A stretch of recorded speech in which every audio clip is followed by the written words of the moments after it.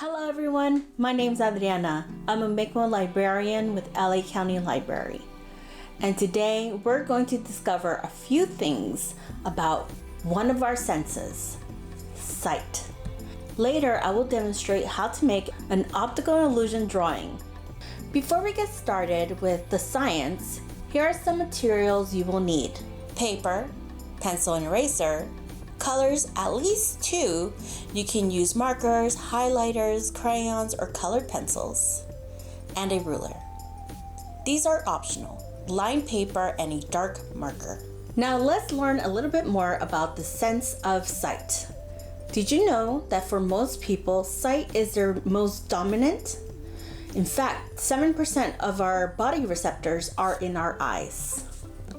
Now we're only going to scratch the surface about eyes and eyesight, but let's look at the anatomy of a human eye. Just like our bodies, hair, and hands, eyes come in different shapes and sizes, but they all play a factor on how we see.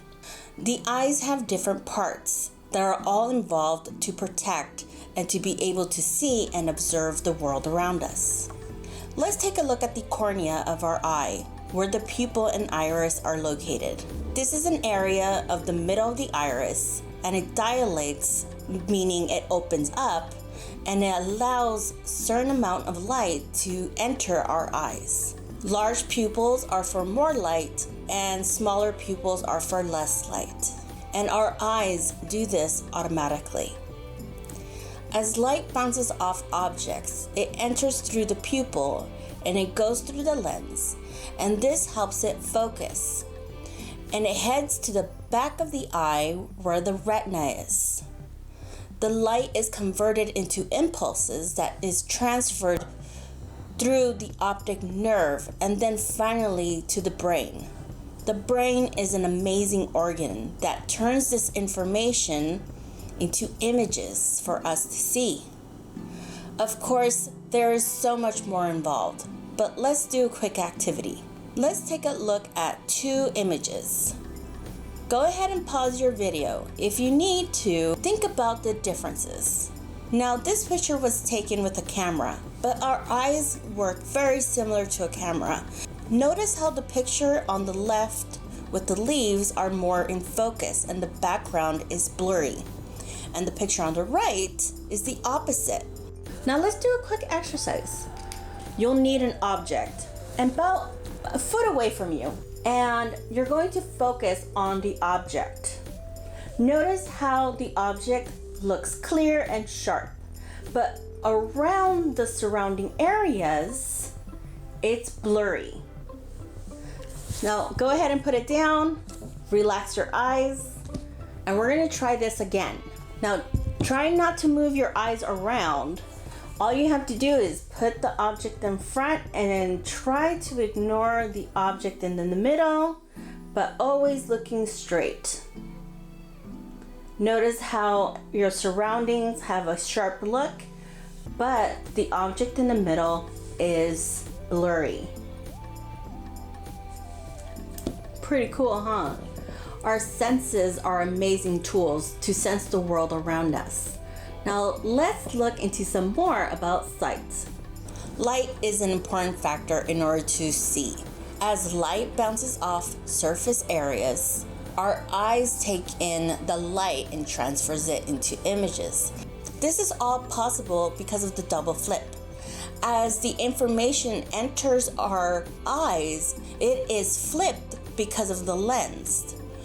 Now when that information reaches our brain, the brain flips the image again.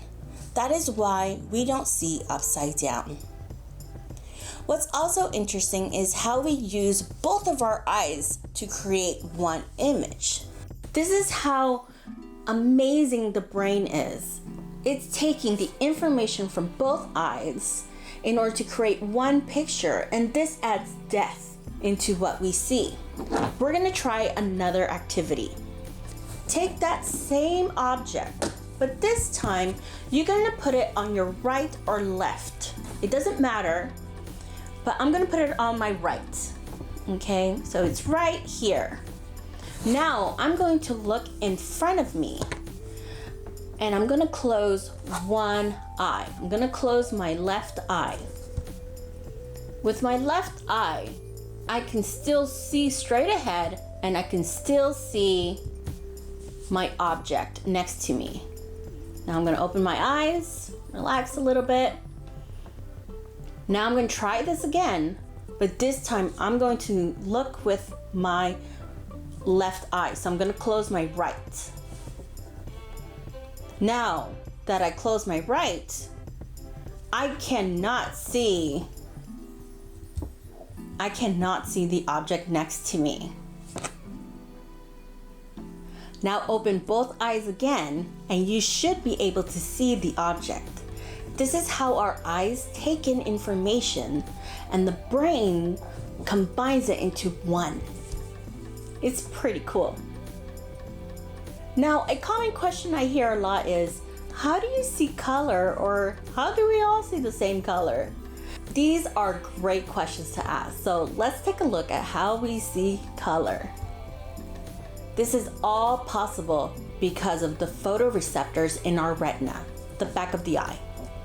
They convert light and sends it through the optic nerve to the brain. Now, at the back of the eye, or the retina, there are two types of photoreceptors, rods and cones. Take a moment to guess which is which. So the purple rectangles are the rods, and the green triangles are the cones. Cones are able to register black and white, and they are sensitive to light, whereas rods are able to detect color, but they're not as sensitive to light. Fun fact, there are more rods than there are cones in our eyes. So why is sight so important? As mentioned before, they help us with our surroundings.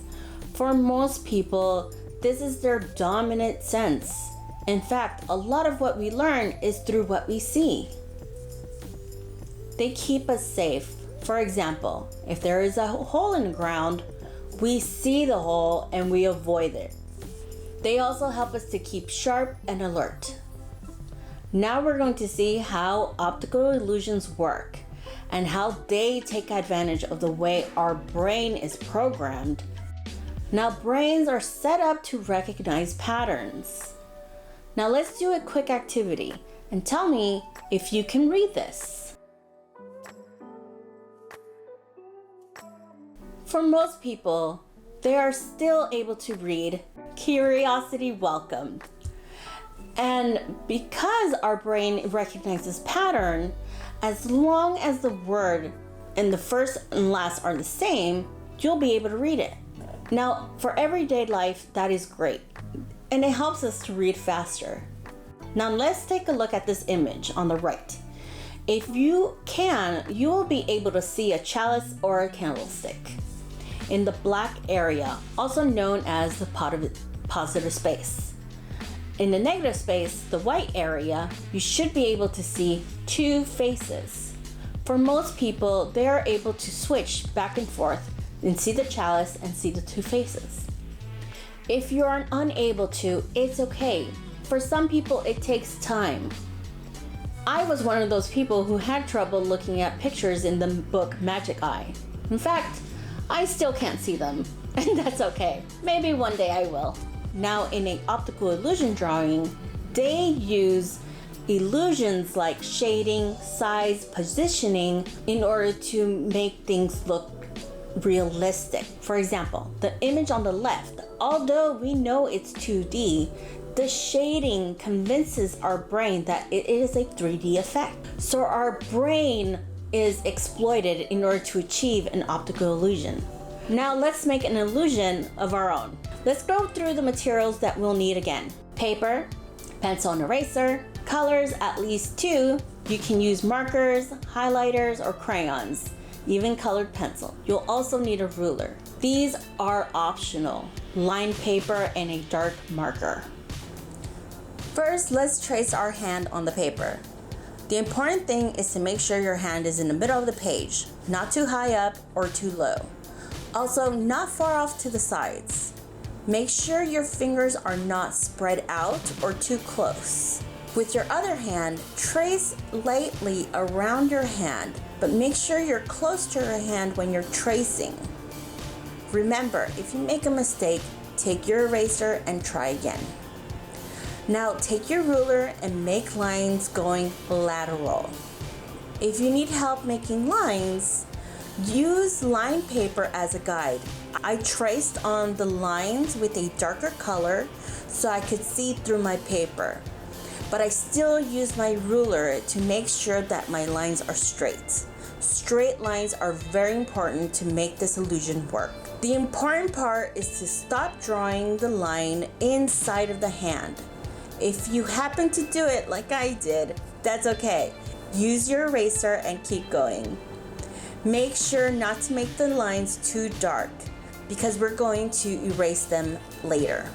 Now for the inside part of your hand, here you want to make a curved line.